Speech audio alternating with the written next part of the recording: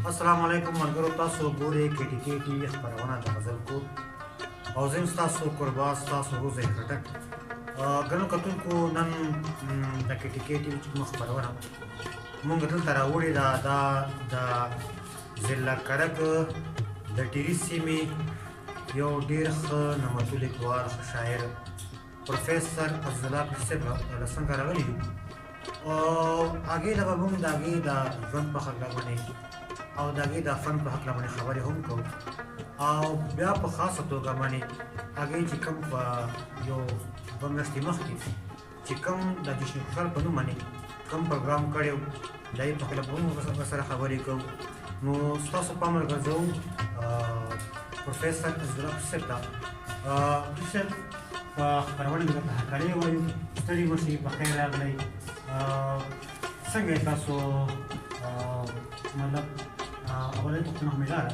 چې تاسو د جشن خوشحال چې کوم منظرو د دې په هکله د خپل تاثرات تاسو ګران کتونکو ته ووایئ. زه صاحب ورونه وشو د تاسو د ټي د دې چینل ډېره مننه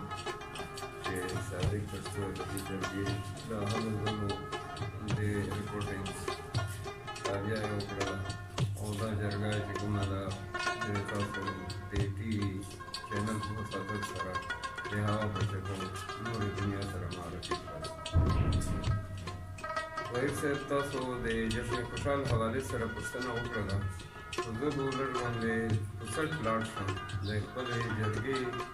هغه اوږد تاریخ هغه به د تاسو په مخ کې تېر شم. دا پښتو ادبي جرګه چې په دې وخت باندې د صادق پښتو ادبي جرګې په نامې سره موسوم شوې ده. نو عبدالله صادق صاحب هغه د موږ ټولو مشر و او دلته مطلب دی چې د حمزه صاحب هم اصل شاعر و او د هغه شاعري چې کومه ده هغه به حمزه صاحب هم ډېره زیاته خوښوله او غزل کې چې کومه ده ځان ته یوه نامه لرله، دې نه علاوه یو قامي شاعر هم و. نو دا جرګه په 1956 کې د دې لومړی بنیاد کېښودل شوی و او دا هغه وخت و چې دې ته د پښتو ادبي سوسایټۍ نامه ورکړې وه او د دې جرګې د هرو ځلو مرکز چې کوم د هغه د پیازون استاد دکان و. نو پښتو ادبي سوسایټي چې کومه ده هغه ټایم کې به دوی وړې وړې مشاعرې کولې او سراب وایي، مطلب دا چې اخبارونو ته مطلب دا چې هغې ریپورټینګ کوله. دا جرګه به دومره سوسایټي چې کومه ده دومره هغه شوله چې په هغې کې سین بیبي هم مطلب دا چې د کلمي توګه باندې پراخه پکې اخیستې ده. دې نه علاوه دا فیض الله فیض چې کومه و دا هم و، د پاړه چنار شاعران هم و پکې او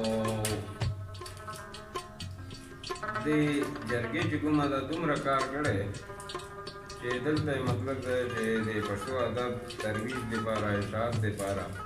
لکه د اجمل اسدابادي صاحب هلې ځلې په هغې کې شاملې وې. بیا په 1982 کې د دې جرګې یو بل نوم واخیستلو چې کله موږ دې جرګې ته راغلو د صادق صاحب په سرپرستۍ کې دا جرګه جوړه شوله نو هغې ته موږ نامه ورکړله پښتو ادبي جرګه ډېری. نو چونکې دا د خوشحال ټاټوکی ده نو صادق صاحب دی موږ ټولو په شریکه به د جرګې سویرې لاندې هر کال یې جشن خوشحال کوو او دا جشن خوشحال داسې و چې په موږ باندې فرض هم و فرض هم او بیا د جشن خوشحال حوالې سره به داسې قسم آغاز کېدل چې د ګرد پښتونخوا شاعرانو به پکې برخه اخیستله. خو چونکې بیا مطلب دی چې دا صادق پښتو ادبي جرګه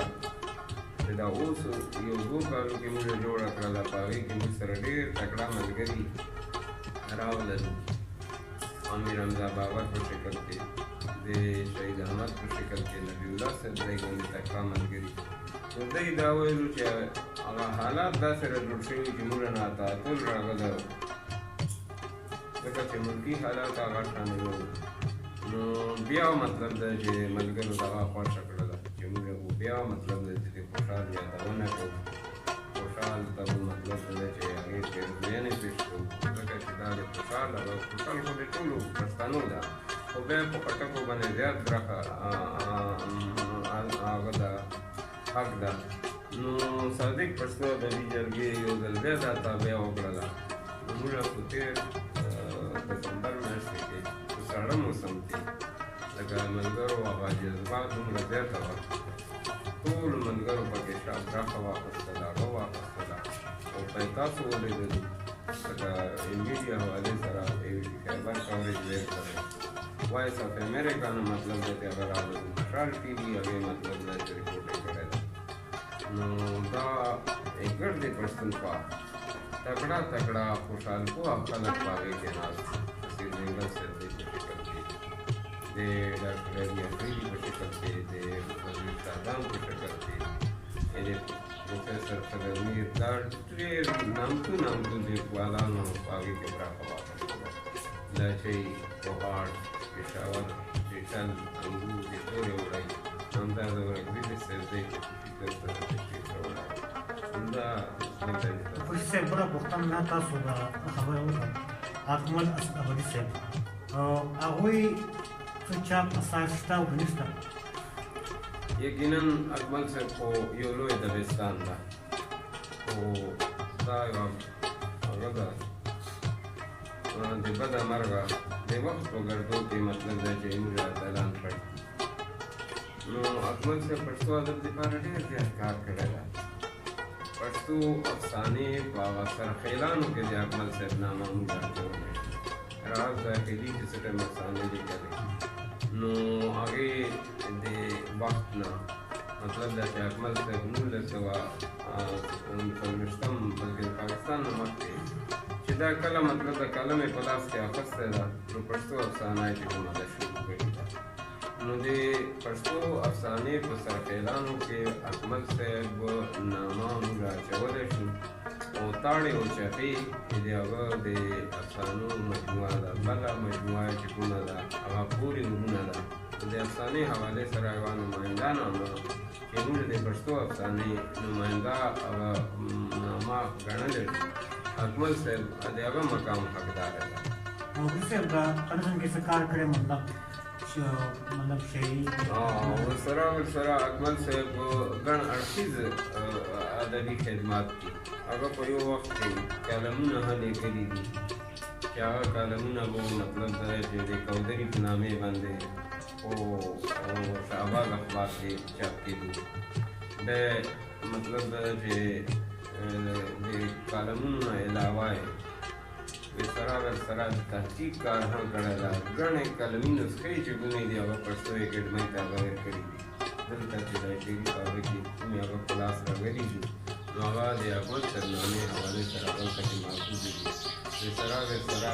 مطلب چې شعر و شاعري هم کوله نو د شاعرۍ کتاب یې کلیات په نامې باندې چاپ او مننه صاحب ډېره مننه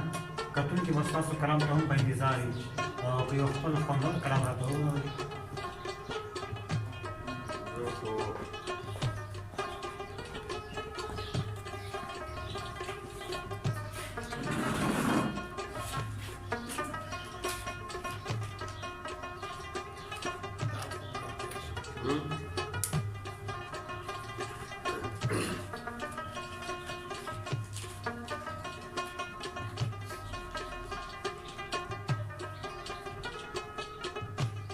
د غزل نه مخکې دوه شعرونه دي د ستا یاد ده او شوګیر ده او یو ځای د ستا یاد ده او شوګیر ده او یو ځای نیمه شپه د ستا تصویر ده او زه واه واه واه واه او د عزیز د ژوند تصویر که ګورې دا ده د درد څوکې دي یو ویر ده او یو ځای او غزل ده چې فکر و وجدان میں دا فکر و وجدان میں دا زړه میں دا وزان میں دا او زړه کې مې مشته داسې لکه پوخ ایمان میں او زه هم پرې غاوې رایم زړه د ځمکې خان او ناست یم سوري ته پاس په سر اسمان واه واه واه او نن به ناڅاپي راځي او داسې یو ګمان مې ده ډېر ښه نن به ناڅاپي راځي داسې یو ګمان مې ده او تا ته خو یې وی نه شم واه تا نه که خفګان مې ده واه واه خدای صاحب شعر د Yes, sir. چاره سره څه کار دی ها ګټه که تاوان دی واه واه چاره سره څه کار دی ګټه که تاوان مې ده ما ته له هر چا عزیز خوب خپل افغان مې ده ډېر ما تشکر صاحب مننه